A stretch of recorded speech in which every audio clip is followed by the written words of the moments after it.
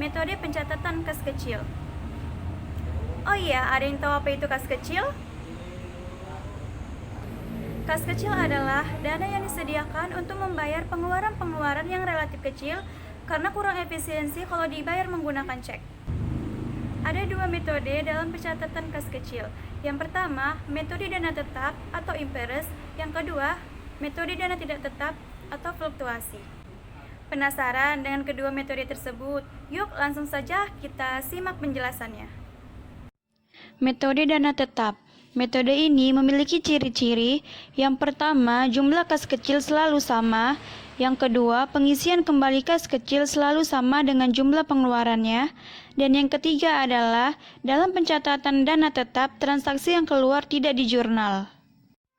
Di sini, saya akan membahas 4 kegiatan penjurnalan kas kecil. Yang pertama, pembentukan dana kas kecil. Kedua, pengeluaran kas kecil. Ketiga, pengisian kembali kas kecil. Dan yang terakhir, dana kas kecil dianggap terlalu besar sehingga perlu dikurangi. Kita akan bahas yang pertama, yaitu ketika terjadinya pembentukan dana kas kecil. Nah, contohnya, PT Sejati menyelenggarakan kas kecil untuk pengeluaran dalam jumlah yang kecil. Disepakati bahwa dana kas kecil yang dibentuk sebesar 2 juta rupiah dengan menarik cek sebesar 2 juta rupiah. Berikutnya, kas kecil akan diisi kembali setiap tanggal 1 dan tanggal 25 setiap bulannya. Nah, untuk soal ini akan di jurnal seperti kita akan menulis 1 Februari dan akan mendebit akun kas kecil sebesar 2 juta rupiah yang akan menambah dana kas kecil dan mengkredit akun kas. Selanjutnya, kita akan membahas penjurnalan pada saat terjadi pengeluaran-pengeluaran pada kas kecil. Berikut adalah contoh-contoh pengeluaran dalam satu periode. 12 Februari, pengeluaran kas kecil sampai dengan hari ini sebesar Rp950.000 dengan rincian sebagai berikut. Dibayar beban telepon sebesar Rp150.000, dibayar beban listrik sebesar Rp300.000, dibayar beban angkut penjualan sebesar Rp200.000, dibayar langganan surat kabar dan majalah sebesar Rp120.000, dibayar beban rapat pertemuan sebesar Rp180.000. 16 Februari, membeli perlengkapan kantor sebesar Rp100.000. 18 Februari, membayar beban perbaikan gedung sebesar Rp200.000. Nah, ingat teman-teman, pada metode dana tetap, kita tidak perlu melakukan penjurnalan. Pada saat terjadi pengeluaran, kita hanya perlu mengumpulkan bukti-bukti kas keluar. Selanjutnya, kita akan menjurnal saat pengisian kembali kas. Pada tanggal 25 Februari, pemegang kas kecil menyerahkan bukti-bukti pengeluaran kepada pemegang kas untuk penggantian atau pengisian dana kas kecil. Saat pengisian kembali kas, kita harus mengingat semua pengeluaran kas kecil yang terjadi. Nah, berikut ini adalah jurnalnya. Pada tanggal 25 Februari, di mana seluruh beban pengeluaran berada di sisi debit yang akan mendebit sebesar pengeluaran yang terjadi. Kemudian yang terakhir, penjurnalan dana kas kecil yang dianggap terlalu besar sehingga perlu dikurangi. Pada tanggal 28 Februari, dana kas kecil dianggap terlalu besar sehingga perlu dikurangi sebesar Rp500.000. Jadi, yang perlu kita lakukan adalah dengan mendebitkan akun kas besar dan mengkreditkan akun kas kecil sebesar Rp500.000. Nah, teman-teman, ini adalah keseluruhan tampilan transaksi secara keseluruhan berdasarkan metode dana tetap. Oke teman-teman, metode pencatatan yang kedua yaitu metode dana tidak tetap atau fluktuasi.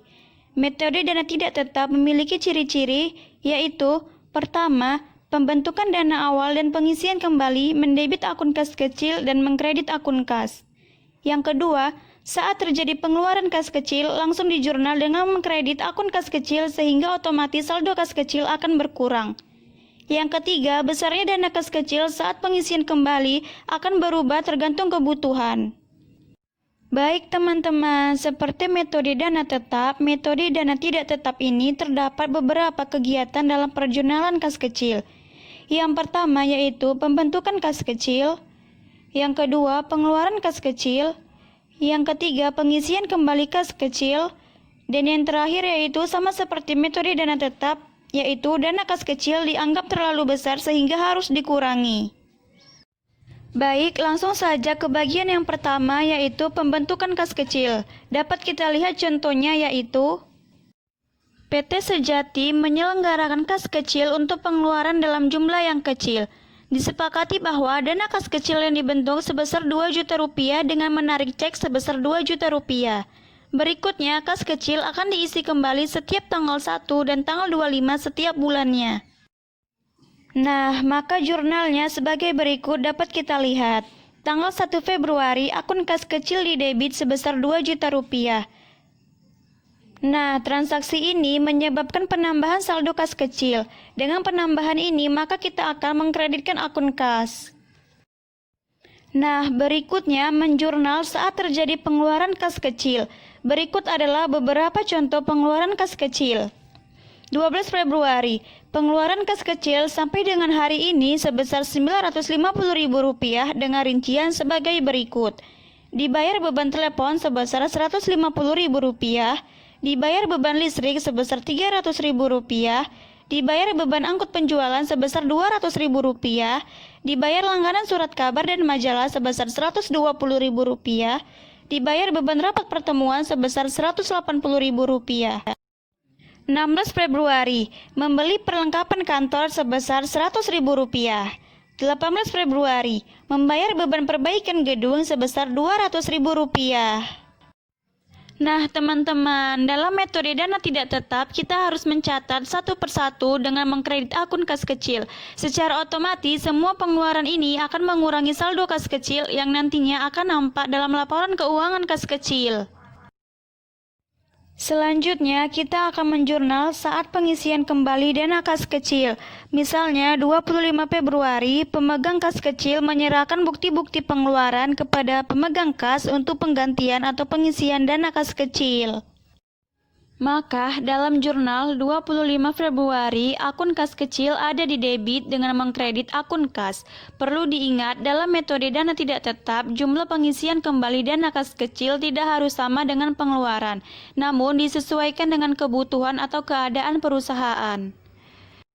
Yang terakhir, penjurnalan dana kas kecil yang dianggap terlalu besar sehingga harus dikurangi.